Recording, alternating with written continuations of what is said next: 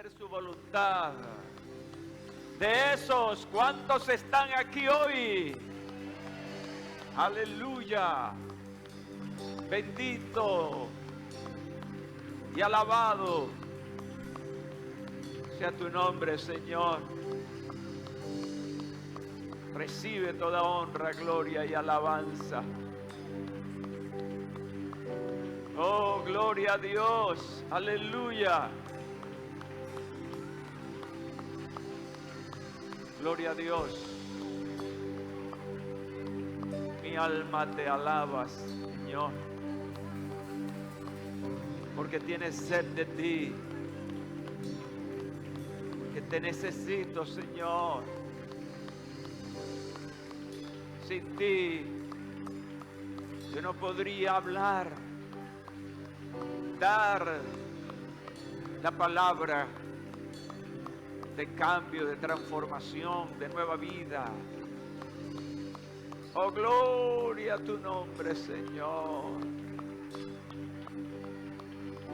Oh, gloria a tu nombre.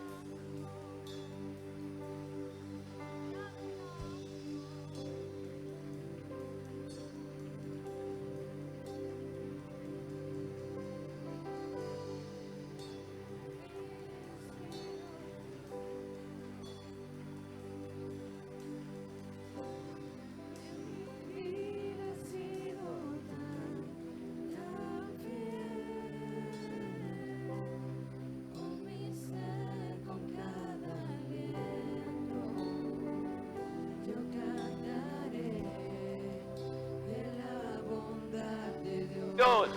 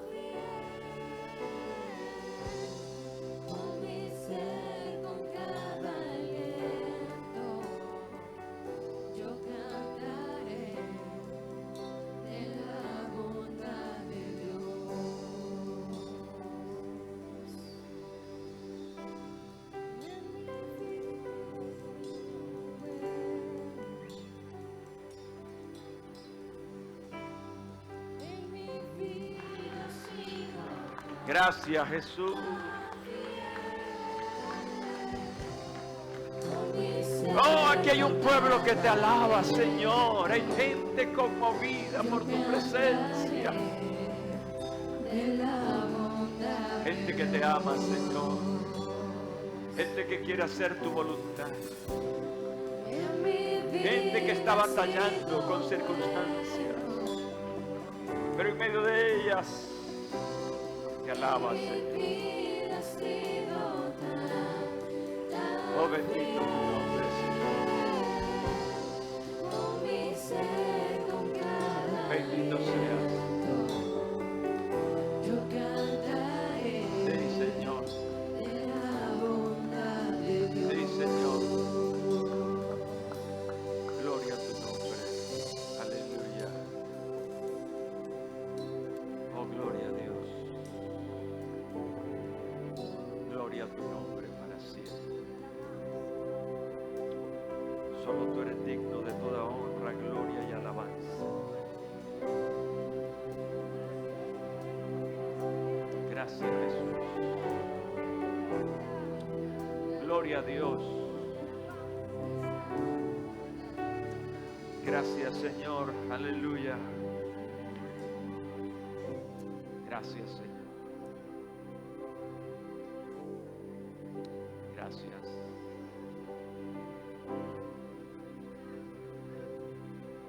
Gracias, Señor.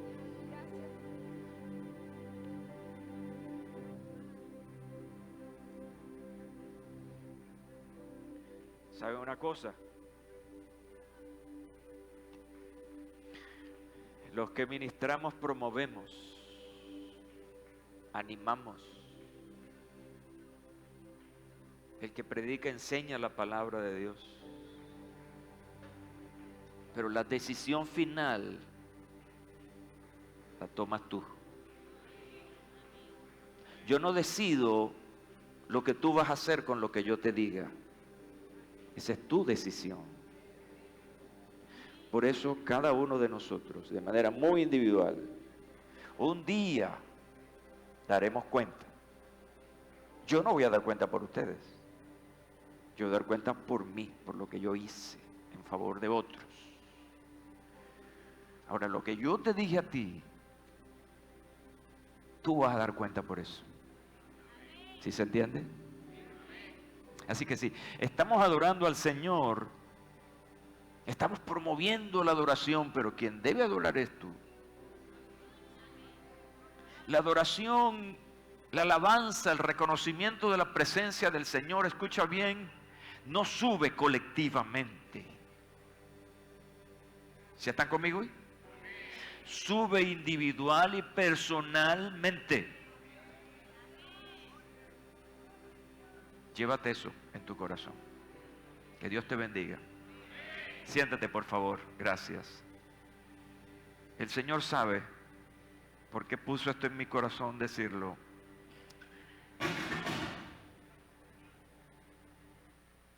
Gloria a Dios para siempre.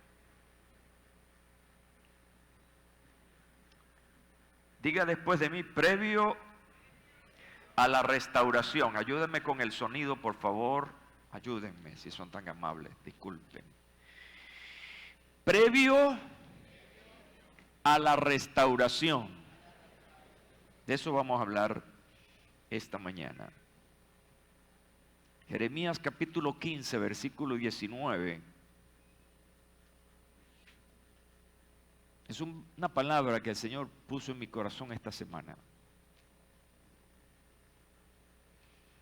Por tanto, así dijo Jehová. ¿Quién lo dijo? ¿Están conmigo aquí? ¿Quién lo dijo? Si te convirtieres, yo te restauraré y delante de mí estarás. Y si entresacares lo precioso de lo vil, serás como mi boca. Conviértanse ellos a ti y tú no te conviertas a ellos. Pero quiero ayudar un poco con otra traducción. Esto responde el Señor. Si regresas a mí, te restauraré para que puedas continuar sirviéndome. Lo repito. Si regresas a mí, te restauraré para que puedas continuar sirviéndome. Si hablas palabras beneficiosas, en vez de palabras despreciables, serás mi vocero. Tienes que influir en ellos. No dejes que ellos influyan en ti. Qué lindo. Este versículo me pareció extraordinariamente rico, muy rico. Hay mucho de qué hablar de este versículo. Y esto ocurrió precisamente esta semana, el día martes, mientras compartía en nuestro ayuno congregacional.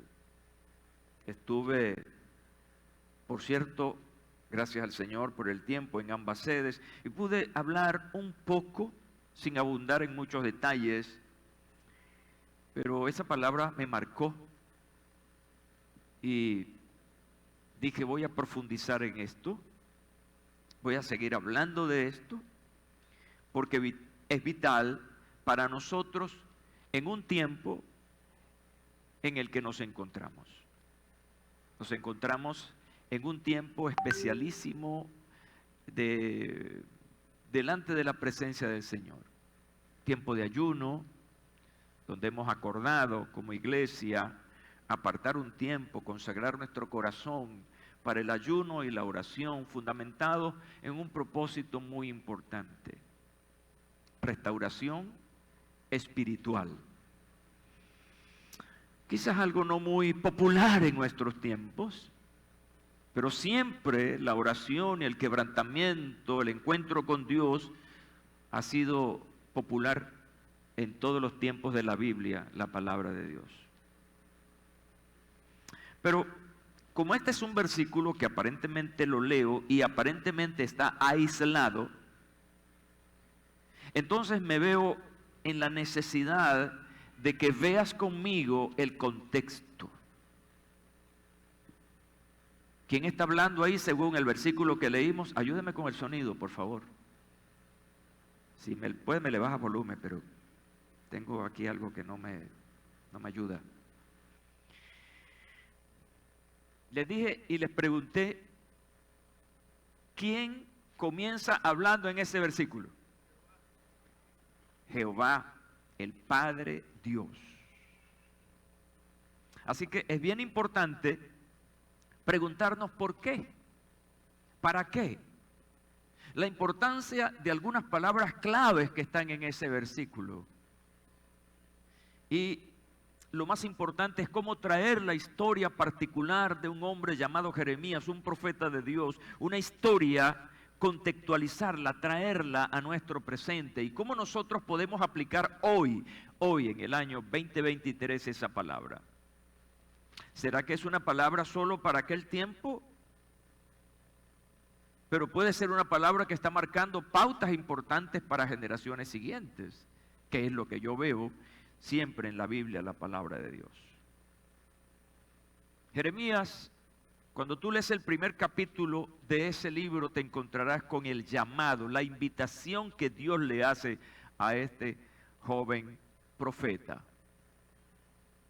¿Cuáles son sus respuestas al llamado? Y cómo finalmente él se involucra y se convierte en un gran profeta de Dios. Su nombre, de hecho, es significativo por lo que fue su ministerio profético. Jeremías, como nombre, significa Jehová se levantará. Ya eso dice mucho de la palabra profética que enfocaría y que transmitiría Jeremías. Cuando Dios le llama a este oficio de profeta, Jeremías tuvo que tomar decisiones importantes que finalmente lo marcarían y de alguna manera, sufriría por eso. En primer lugar, Jeremías tuvo que rechazar el oficio de sacerdote que le tocaba por descendencia, pues él era hijo de sacerdote. Así que esto le generó a él un conflicto con su padre y con el resto de los sacerdotes, porque estaba quebrantando de alguna manera una norma, una ley. Él se aparta del oficio que su padre desarrollaba y que por descendencia él tenía que seguir desarrollando. Pero ahora, en su ministerio profético, él tenía una dirección clara, muy específica, porque su palabra profética estaba dirigida a reprender. Es una palabra fuerte, a veces relacionada como con regañar, con llamar la atención. A veces confunden algunas personas la palabra exhortación con la palabra reprender y creen que es una misma cosa. No, realmente no es así. La exhortación es motivación, es animar a alguien a hacer algo, mientras que la reprensión es una actitud fuerte, una voz fuerte para llamar la atención a una conducta desviada. ¿Están conmigo este día? Así que este profeta tenía una actitud y un enfoque hacia el pueblo, reprender al pueblo por haber abandonado a Dios. Y es que este pueblo estaba haciendo cosas contrarias a lo que Dios les había prometido, refugiándose en un país extranjero para recibir ayuda, Egipto, ignorando que la ayuda de ellos estaba proféticamente dirigida al Dios mismo, al Dios que los escogió como nación. Pero no solamente Él iba a reprender al pueblo, sino que en ese paquete que Dios le entrega, Él iba a reprender a los sacerdotes, iba a reprender a los reyes. ¿Por qué? Porque sencillamente estaban haciendo mal uso de las responsabilidades que Dios les había establecido. De manera que en la fila de gente que Él iba a reprender estaba el pueblo, estaban los sacerdotes, los reyes, nada menos y nada más, autoridades. Un profeta reprendiendo al pueblo y a las autoridades. Pero debemos sumar a esto del conflicto de rechazar el ministerio sacerdotal que le tocaba por parte de su padre, que se enfrentó al conflicto de tener que denunciar, como ya lo dije, a los sacerdotes, pero resulta que en ese paquete de sacerdotes estaba su papá. Así que entre los que él iba a reprender estaba su padre. Cuando tú te enfrentas al poder, escuchen bien, al poder civil o militar, cuando te enfrentas a eso, tú vas a tener consecuencias. Por eso es que hay mucha gente en el mundo que en este momento está viviendo situaciones difíciles porque han levantado su voz contra un gobierno. En cualquier parte del mundo pasa eso. Así que él se estaba enfrentando al poder político, al poder religioso, y obviamente eso iba a llevar a Jeremías a sufrir grandes persecuciones, encarcelamientos, vituperios, ser lanzado en cisternas llenas de lodo, insultos. Así que se convirtió en un tipo despreciable por parte de esa sociedad. No fue fácil. Cada vez que Dios hablaba a Jeremías, la palabra dulce que venía de parte de Dios se volvía amarga en sus vísceras. Hasta el punto, escuchen, y esto es bien importante, hasta el punto de no desear volver a hablar en el nombre de Dios por el sufrimiento personal que recibiría de eso. Se suponía entonces él que al hablar estas palabras iba a ser perseguido y amenazado. Y eso lo colocaba en una situación de debilidad. Un conflicto fuerte que tenía también Jeremías es que Jeremías era un hombre que amaba a su pueblo. Era un hombre que tenía una profunda afinidad con la nación. Pero a ese pueblo que él amaba tenía que señalarlo, a ese pueblo que él amaba tenía que reprenderlo. Y de alguna manera eso genera un conflicto también de intereses. De manera que el capítulo 15 de Jeremías, recomiendo su lectura con paciencia y con un espíritu indagador, nos pone en contexto de una advertencia más que Dios hace a su pueblo durante el reinado de un rey terrible llamado Manasés. hay que leer a Manasés. Es considerado en la historia de Israel como el peor rey de toda la historia. Por eso hay que leer a Manasés. Entonces esta conferencia, leyendo el versículo y viendo el contexto, es por lo que la he titulado Previo a la restauración.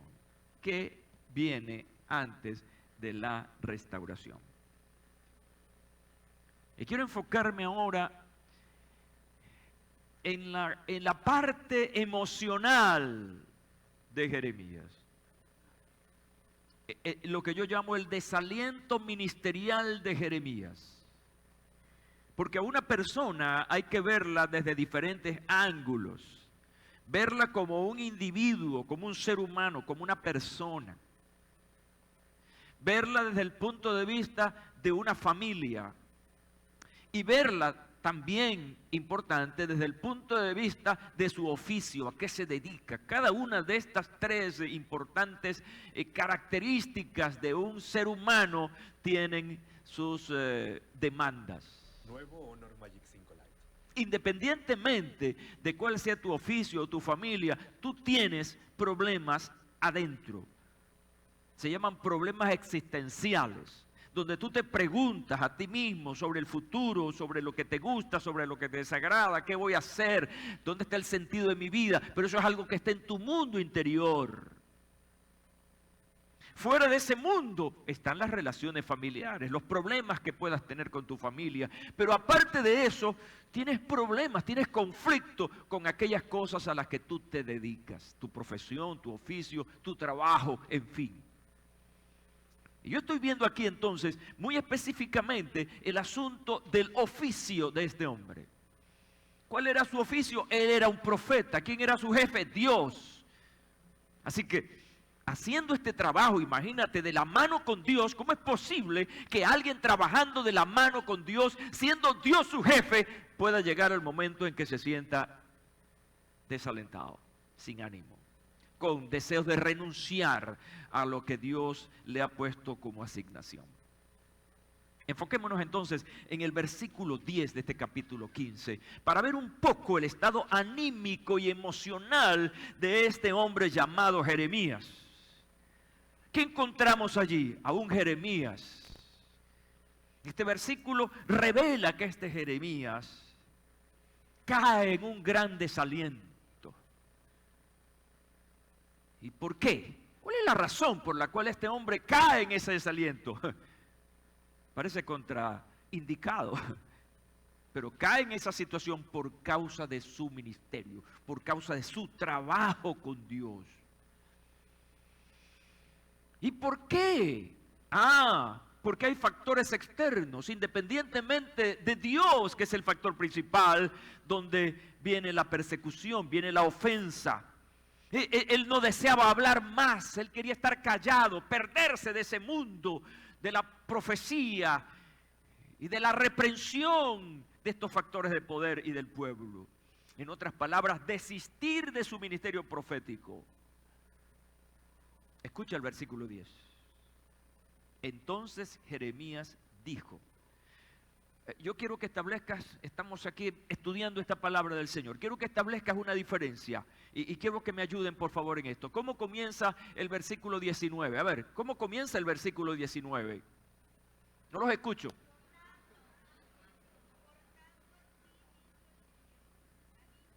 No. Ha dicho el Señor, ahí es donde quiero que te enfoques. ¿Cómo comienza el versículo? Hablando Dios. ¿Cómo comienza el versículo 10? Hablando Jeremías. ¿Están conmigo, verdad? Esos son los detalles importantes que podemos ver en la Biblia. ¡Qué tristeza tengo! Ya le vimos las primeras costuras a la parte emocional de este hombre. ¡Qué tristeza tengo! Y metió a la madre. ¿A cuántos le han metido la madre últimamente? A veces yo siento que me la mencionan. En el tráfico eso es muy posible y aunque yo no la oiga, veo me metió la madre. Pero ¿por qué tiene que estar la madre metida en esas cosas? Somos injustos con nuestras madres, porque usted le mentó la madre a más de uno. Ay, hay una nube de santidad aquí hoy. Cuando tú no tenías a Cristo, le mentabas la madre a la gente.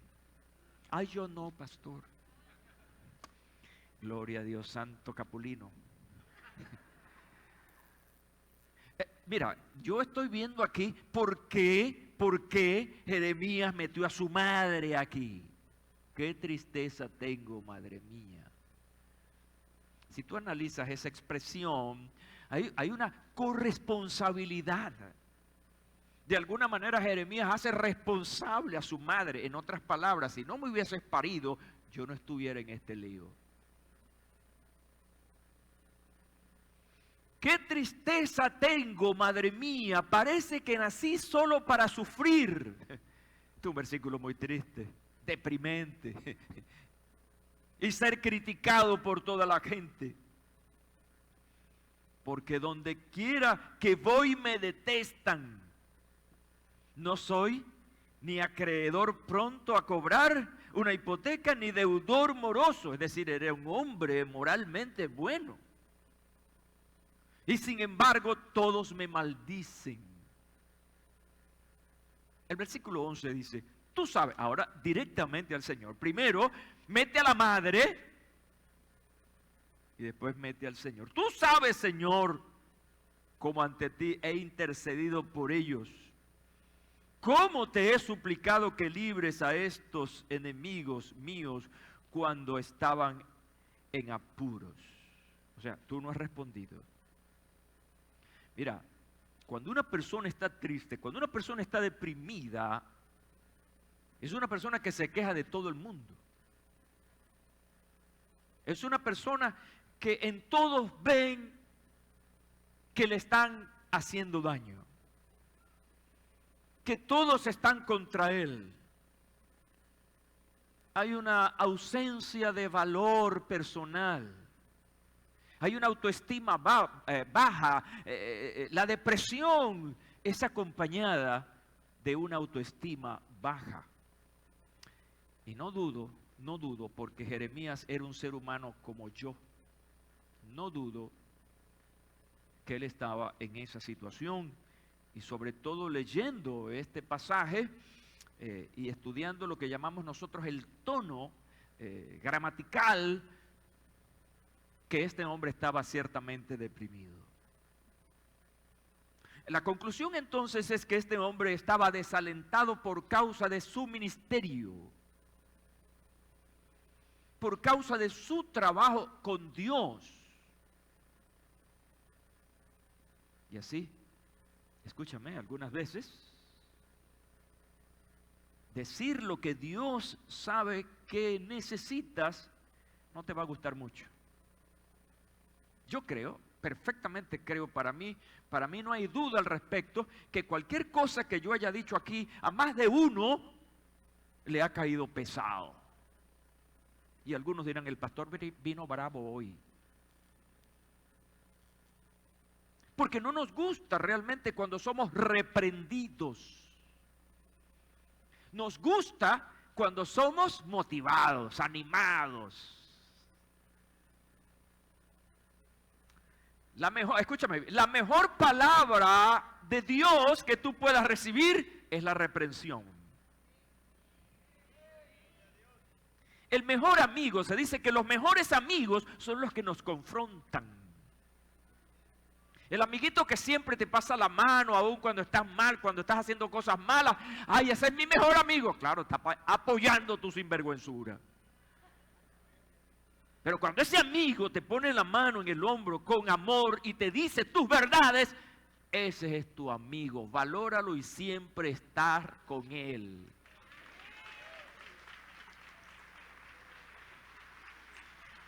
Bueno, y así pasa con los pastores también. Ese pastor es chévere, ese pastor es buena gente, calidad, como dicen los muchachos. Es porque siempre te está diciendo palabra. de motivación, vas a prosperar, tú eres el alfa y la omega, el principio y el fin. La última Coca-Cola del desierto en la otra versión. Pero no te está corrigiendo. No está hablando de tus falencias.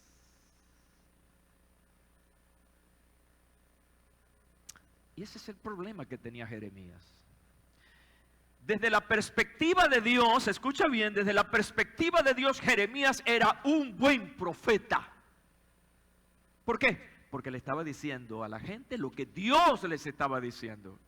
Pero habían otros, si lees esa historia, te vas a encontrar con otros profetas de la otra banda que le decían al pueblo lo que el pueblo quería escuchar. Eso sí, chévere, esos profetas son chéveres. Esto me parece interesante porque creo que estamos en un marco actual de esa realidad también. Ahora, la otra parte es que algunas veces decir lo que la gente necesita no le gustará mucho.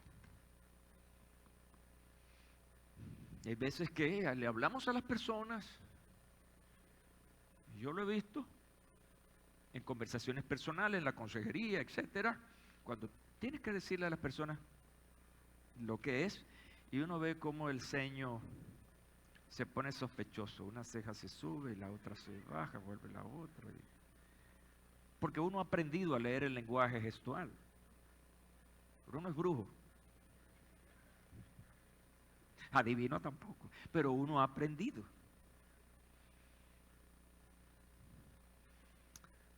¿A quién culpan algunos sobre esto? Bueno, al que da la palabra. El culpable es el que te está diciendo, pero resulta que el que está diciendo simplemente es un vocero. Es una voz de Dios. Es alguien a quien Dios le ha dado una gracia para aconsejarte, para decirte, para reconducirte en el camino. Y algunas veces el culpable es el pastor. Ese pastor es muy duro. Mejor me voy para allá, que allá sí me hablan chévere. Bueno, es cuestión de saber, valorar e ir realmente al sentido, al contenido de la palabra. Por eso yo les digo a ustedes siempre, lo que yo predico a ustedes cuando usted se vaya a su casa, por favor revise la Biblia, a ver si lo que dijo el pastor José Hernández es verdad o está fuera de orden. Yo los he desafiado a ustedes. Yo no estoy aquí para echar cuentos. Estoy aquí para, con la ayuda del Espíritu Santo, de hablar la palabra. En conclusión, Jeremías, a esta altura del juego, Jeremías se convierte en un profeta impopular, se convierte en un profeta odiado. Y como decimos aquí en Venezuela, un profeta que le sacaba la piedra a la gente. Este tipo está pasado, decimos aquí en Venezuela. Se pasó. Algunas veces, y esto tiene un contenido ministerial con una gran aplicación para los que estamos aquí, que servimos al Señor en alguna área. Algunas veces queremos desistir del ministerio, bien por situaciones parecidas a la de Jeremías, pero por otro lado también por las exigencias, por las cargas. Y encontramos en la Biblia, porque esto no es una excepción. Moisés quería echar la partida para atrás.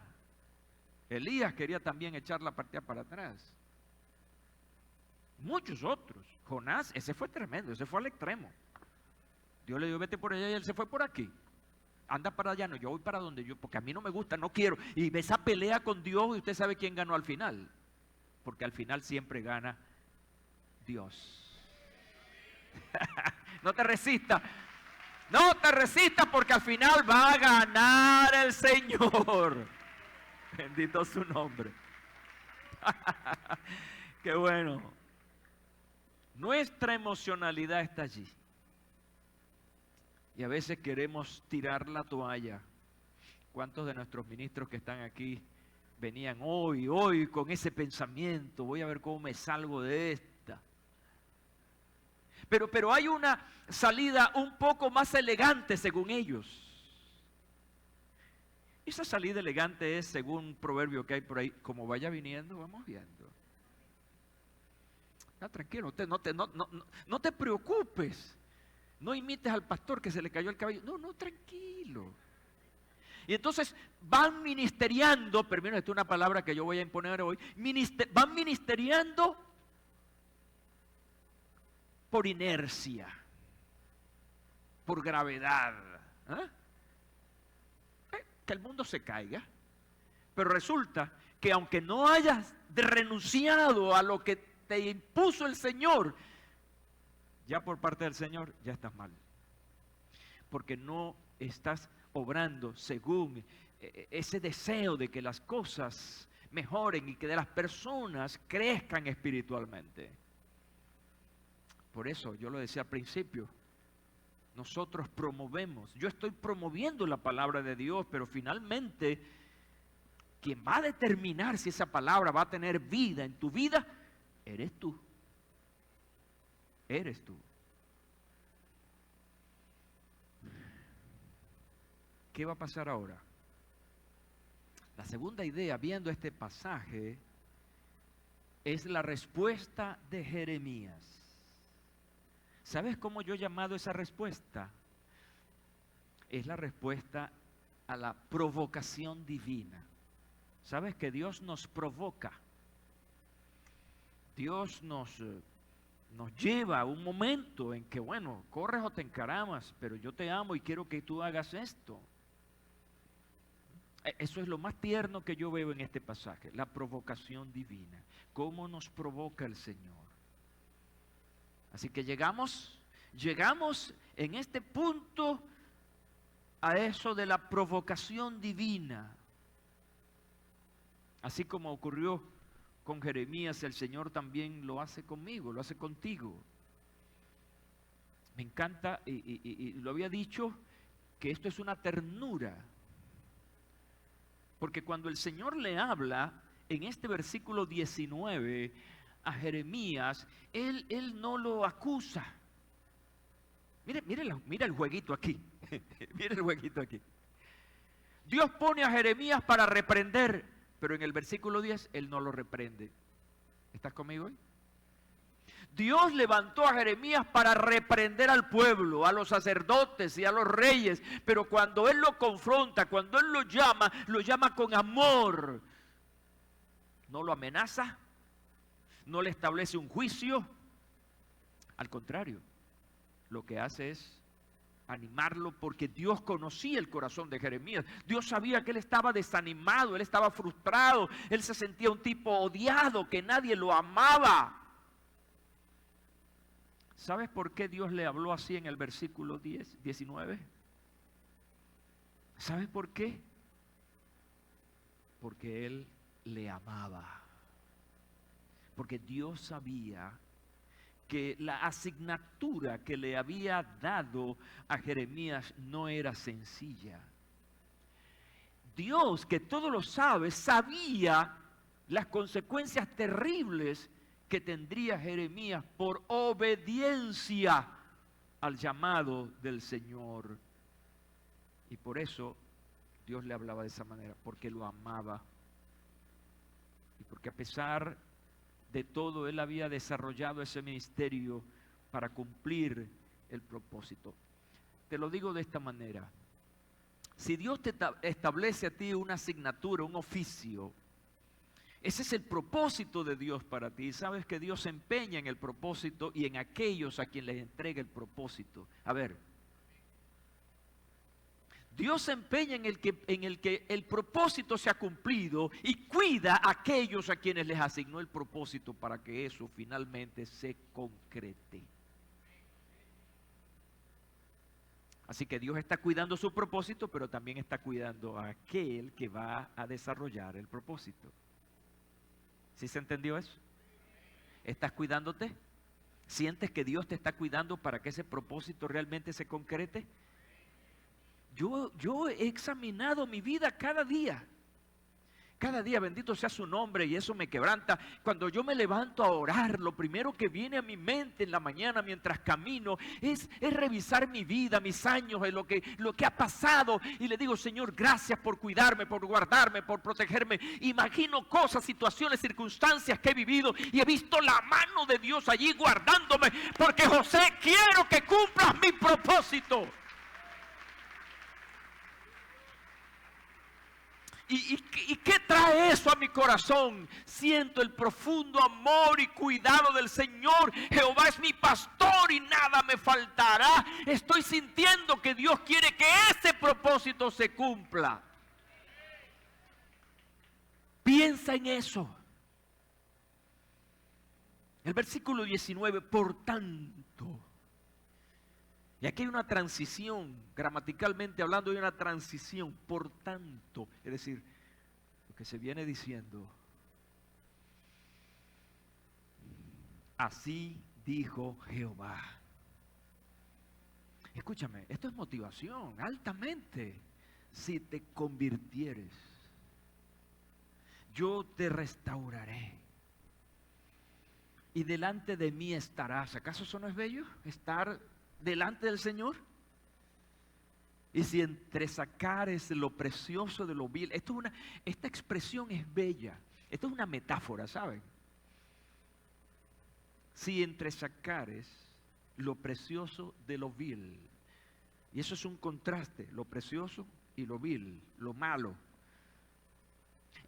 Enfócate en lo bueno, en lo bonito. No te enfoques en lo vil, en lo malo, en lo que te haya pasado. Enfócate en mi palabra, que es buena.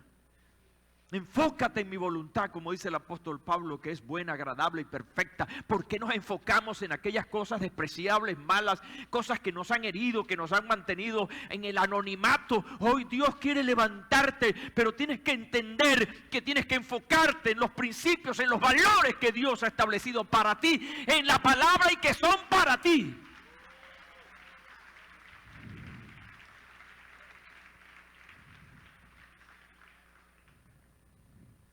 Escúchame, Dios le dice a Jeremías, si entresacares lo precioso de lo vil, aquí hay una consecuencia, serás como mi boca.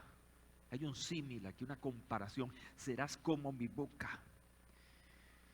Y entonces le asigna, esta es una verdadera asignación poderosa, conviértanse ellos a ti. Y tú no te conviertas a ellos. Dios no le dijo a Jeremías, el Señor reprenda al diablo. Si sigues así te va a dar un trancazo. Te va a dar por el hocico. Todavía estaba escuchando a alguien. Ay, Señor, Dios mío, las redes pueden ser buenas, pero pueden ser perversas.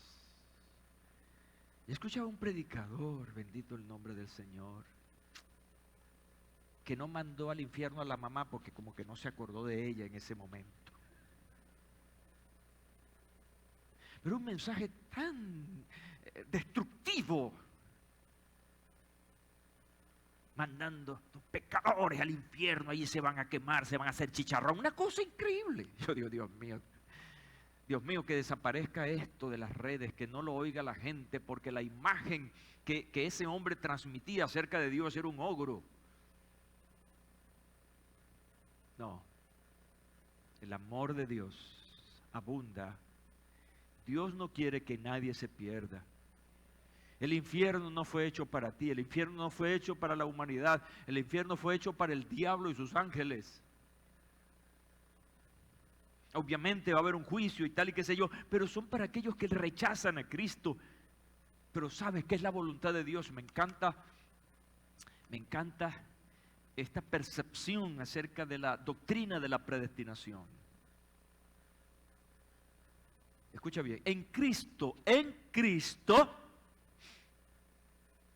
todos estamos predestinados para la salvación.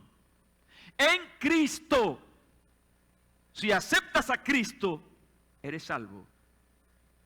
Pero si rechazas a Cristo, entonces ya el juego es otro. Pero es la voluntad de Dios que tú te salves, amigo mío. Tú no estás en esa lista negra desde antes de la fundación del mundo, no. Tú estás en la lista que por la gracia de Dios y el sacrificio del Señor Jesucristo fue hecha. Porque de tal manera amó Dios al mundo que ha dado a su Hijo unigénito. Ha dado a su Hijo unigénito. ¿Para qué? Para que puedas tener salvación y vida eterna. Gloria a su nombre.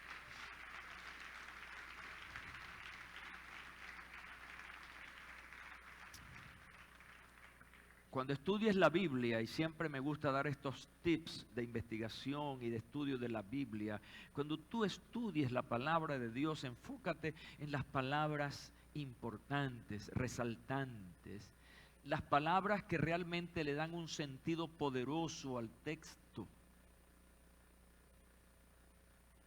Yo quiero que veas conmigo por lo menos 2 palabras claves en el versículo 19 de este capítulo 15 del libro de Jeremías. Son 2 palabras claves. Y esas palabras claves, en el cumplimiento de ellas, van a ocasionar o van a traer un resultado. La primera palabra para mí clave en este versículo es la palabra convertir o conversión. La conversión, estaba estudiando un teólogo sobre esta palabra, y él expresaba que la conversión entraña un cambio de comportamiento, y él dice, pero va más allá de esto, o sea, no solamente el comportamiento, y él lo lleva a un extremo interesante, se trata de un cambio de nuestra misma naturaleza. Qué tremendo. Es decir, no es solamente comportamiento, es la naturaleza. ¿Por qué? Porque de la naturaleza nuestra es que sale el comportamiento. ¿Están conmigo? De la abundancia del corazón habla la boca. Y nuestra naturaleza, la palabra naturaleza, tiene que ver con nuestros atributos, con lo que somos nosotros realmente. Entonces, ese ser, escúchame bien, hablamos nosotros en teología de la naturaleza caída, del principio, Adán y Eva, bendito Dios, el error de aquella mujer, ¿cómo es que se llama ella? Me olvidó el nombre. ¿Ah? Ese error. Bueno, cuando eso se da, esa decisión de estos primeros seres humanos, esa naturaleza buena, perfecta, agradable, con la que Dios había hecho a estas primeras personas, es manchada por el pecado. A partir de allí, todos los que venimos, entonces somos convictos, formamos parte de una naturaleza pecaminosa. Entonces, allí es donde este teólogo está hablando que va más allá, que se trata de nuestra misma naturaleza.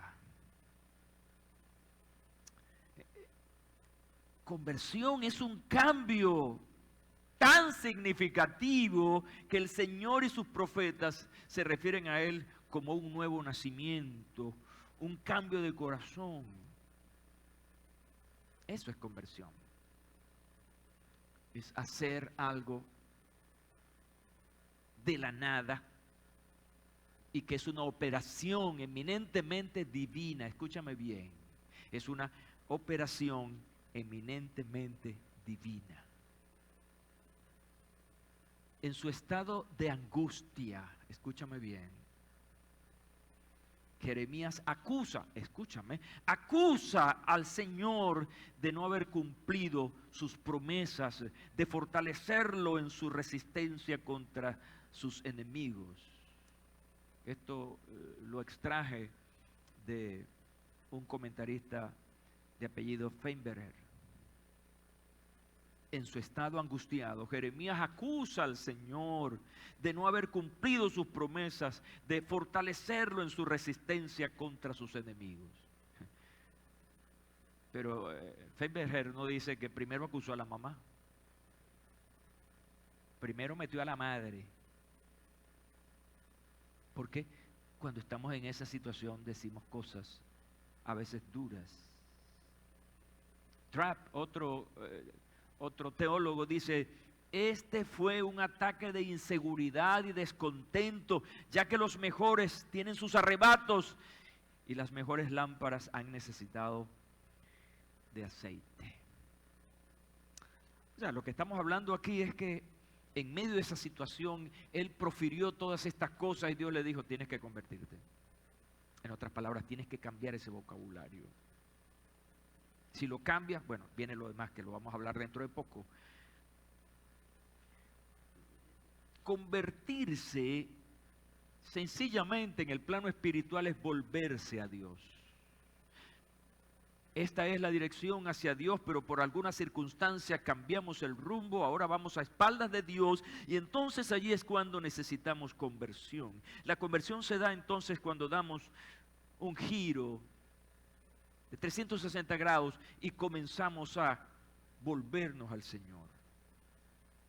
Quizá alguien esta mañana necesita dar un giro por alguna razón por la que el Espíritu Santo ahora te está ministrando, por lo que el Espíritu Santo te está diciendo. Quiero dejar claro esta mañana esto. La palabra convertir no solo aplica a los no creyentes. ¿Qué es lo que normalmente en nuestra mentalidad evangélica creemos? Pero Jeremías no era inconverso. Jeremías era un hombre de Dios. Pero en medio de su desesperanza, de su situación, él dijo cosas. No quería seguir el ministerio. Él tenía que convertirse. Él tenía que dar la vuelta.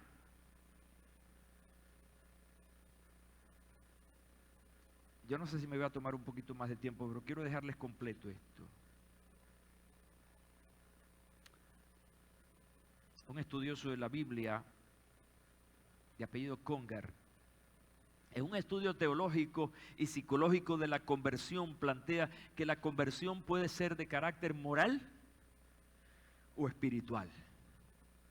La conversión moral es un cambio de nuestros principios éticos o un paso de no practicarlos o practicarlos. Eso tiene mucho que ver con la gente buena, gente no creyente, que tiene un patrón de vida. Siempre ha hecho las cosas bien, pero en algún momento cae en la tentación de algo malo. Pero luego entonces él piensa: oye, pero yo no soy así, yo soy una persona buena, ¿por qué caí en esto? Y él puede enmendar, él puede cambiar. Me estoy explicando desde el punto de vista moral, desde el punto de vista ético.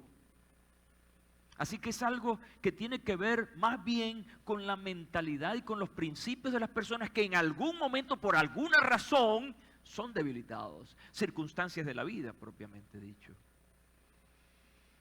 Ahora, cuando hablamos de la conversión espiritual,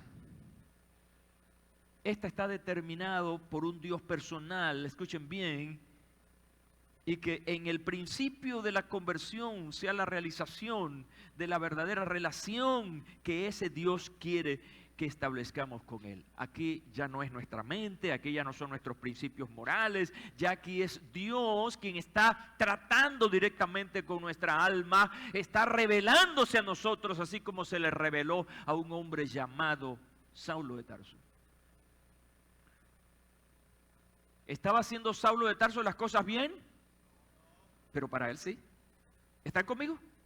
Esta es la parte moral. Para Saulo él estaba haciendo lo correcto. Él estaba espantando a aquellos que querían perjudicar la doctrina y lo que él creía, o lo que creía la mayoría del pueblo en ese momento. Pero para Dios no era correcto.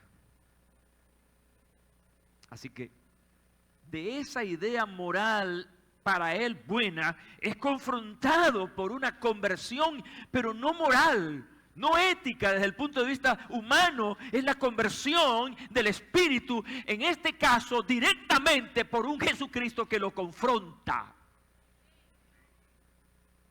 ¿Sabes la palabra clave en ese episodio para conversión? Cuando Saulo finalmente dice, Señor, ¿qué quieres que haga? Esa es la palabra clave de conversión en este pasaje. Ahora ya no es Él quien decide qué es lo bueno, qué es lo malo. Ahora lo va a decidir el Señor, quien lo ha confrontado y le ha dicho, yo soy Jesús a quien tú persigues. Y eso pasa. Gloria a Dios.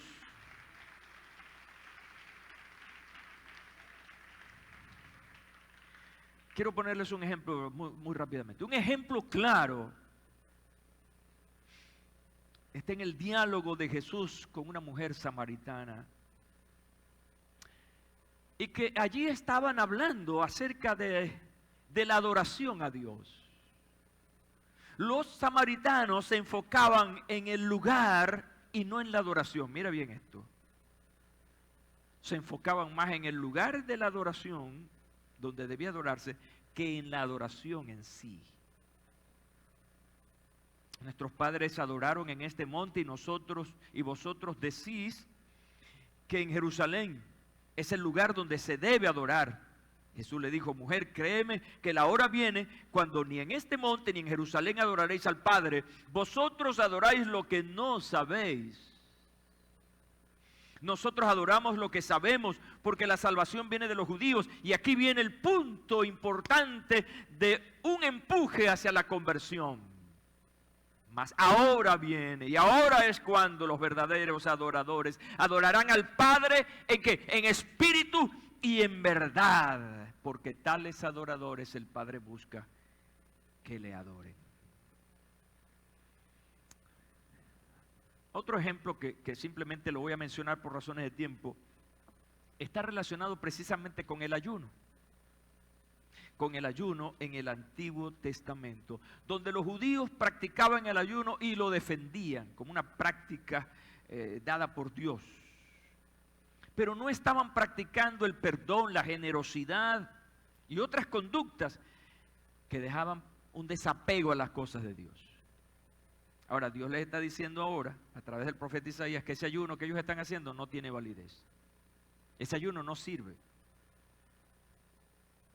Porque ellos hacían el ayuno por costumbre, por un hábito, quizá para silenciar su conciencia, por una conveniencia, por una cultura, por una costumbre. Y entonces Dios le dice, el verdadero ayuno es ayudar a las viudas, a los huérfanos, es compartir con otros, es ayudar a los necesitados. En otras palabras, ellos venían, pero no estaban viviendo realmente la palabra. No es que el ayuno en este caso no sea válido. No es que en ese pasaje se estaba diciendo no, el ayuno no es válido. No. Es que el ayuno debe estar acompañado de un verdadero apego al corazón del Señor. Como dice entonces Santiago, la fe sin obras es muerta. La segunda palabra importante que yo veo aquí es la palabra restaurar. Es el enfoque de nuestro ayuno durante estos días. Restaurar. Mira, hay personas que con el paso del tiempo sustituyeron la relación con Dios, su vida de oración y tiempo de disfrutar de la palabra de Dios por una religión vacía, sin pasión ni devoción. Yo soy evangélico porque mis papás fueron evangélicos, o yo es por la costumbre de los años, ¿ya? Pero no hay un compromiso serio. Aquí es cuando el Señor te dice, vuélvete a mí, a disfrutar de mi amor y bendiciones, avívate. Pedía Jeremías allá en Lamentaciones 5:21, vuélvenos a ti, oh Señor, y nos volveremos. Yo necesito enfatizarte hoy, antes de irnos, que se requiere restauración cuando se nubla la pasión por el Señor y su obra. Sí somos evangélicos, vamos un domingo, el otro no, X, no estamos comprometidos en nada, no le testificamos a nadie del amor de Dios. Todos nos conocen como evangélicos, pero no como alguien que les está transmitiendo algo que pueda moverles el piso. Tristemente, algunos epistas siguen jugando a la iglesita. Se hace necesario una restauración como la que requirió Jeremías, siendo un hombre de Dios. Un claro y dramático ejemplo es la iglesia de la Odisea. Con esto estoy terminando. Descrita en Apocalipsis. Esta iglesia necesitaba restauración. Yo conozco tus obras, que ni eres frío ni caliente. Ojalá fuese frío o caliente. Pero por cuanto eres tibio y no frío ni caliente, te vomitaré de mi boca.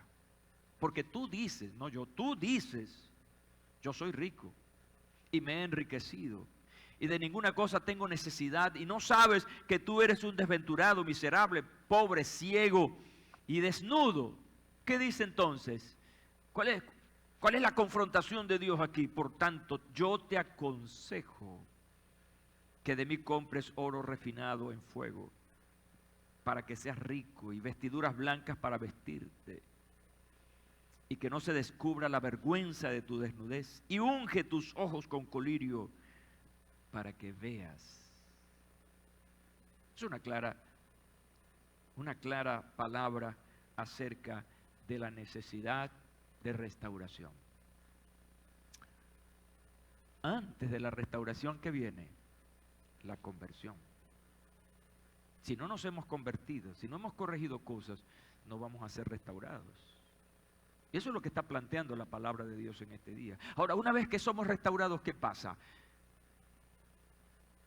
Quiero que te lleves esta palabra. La conversión precede a la restauración. Llévate eso en tu corazón. Los resultados en ambas acciones. ¿En qué te vas a convertir? ¿En qué se va a convertir una persona restaurada? En un portavoz. Serás como mi boca, le dice el Señor a Jeremías. Serás como mi boca. Pero también vas a ser una persona que va a tener una gran influencia sobre otras personas. Conviértanse ellos a ti y tú no te conviertas a ellos. ¿Quién va a marcar la pauta? ¿Quién la va a marcar? Tú. Un restaurado es el que va a marcar la diferencia. Sabes que la palabra influencia, yo creo que de los mejores significados que he encontrado para la palabra influencia es esta: poder de una, me encanta cómo comienza, poder de una persona o cosa para determinar o alterar la forma de pensar o de actuar de alguien. Eso es influencia. Donde un hombre, una mujer de Dios restaurados lleguen, van a generar eso, cambios. Ahora, escúchame, esta es la conclusión que yo te traigo.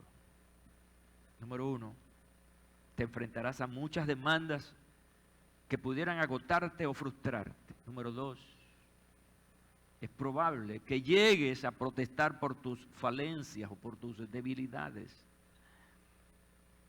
Entonces, necesitarás conversión, lo cual te conducirá a la restauración. Y finalmente, podrás ser mejor que antes.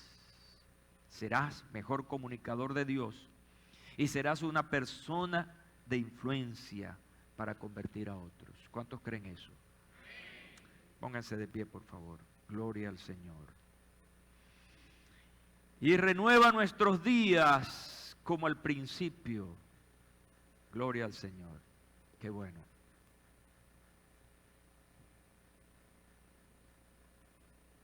Padre, quiero darte gracias por haber tratado durante esta semana con este pensamiento y esta palabra. Señor, la mayor satisfacción que pueda tener como comunicador este día es que una palabra, tan solo una palabra, haya tocado el alma de estas personas.